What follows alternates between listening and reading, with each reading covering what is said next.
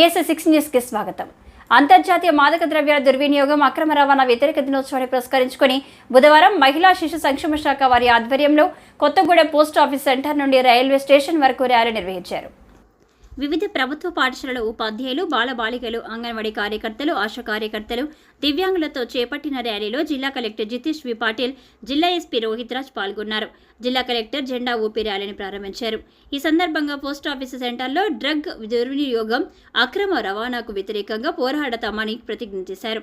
అనంతరం Kothagudem railway station నందు ఏర్పాటు చేసిన సభలో కలెక్టర్ జితేష్ వి పాటిల్ మాట్లాడుతూ, కొత్తగూడెం జిల్లా అతిపెద్ద జిల్లా అని, ఇంత పెద్ద సంఖ్యలో దివ్యాంగులు, వయోవృద్ధులు, యువత ఇంత ఎండలో ర్యాలీలో పాల్గొనడం స్ఫూర్తి కలిగించిందని, యువత దివ్యాంగులను స్ఫూర్తిగా తీసుకోవాలని, తెలంగాణ రాష్ట్ర ప్రభుత్వం సంకల్పంతో డ్రగ్ రహిత సమాజమే లక్ష్యంగా ముందుకు సాగుతుందన్న తరుణంలో మత్తు పదార్థాలను అరికట్టేందుకు యువత, విద్యార్థులు అంతా యాంటీ డ్రగ్స్ కమిటీలో సభ్యులుగా చేరి డ్రగ్స్ సోల్జర్స్గా మారాలని విజ్ఞప్తి చేశారు.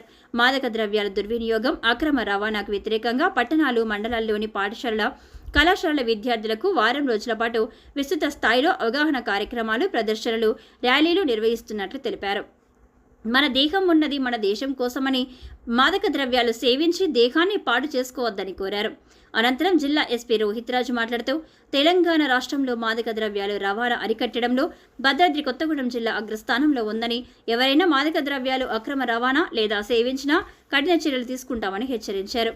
ఈ కార్యక్రమంలో DSP Rahman, excise superintendent Janaiah, జిల్లా సంక్షేమాధికారి విజేత, కొత్తగూడెం మున్సిపల్ కమిషనర్ స్వామి, జిల్లా ఇంటర్మీడియట్ అధికారి సులోచన రాణి, జిల్లా అధికారులు, పోలీస్ సిబ్బంది, దివ్యాంగులు, వయోవృద్ధులు, ట్రాన్స్జెండర్స్, విద్యార్థులు, సంబంధిత అధికారులు తదితరులు పాల్గొన్నారు.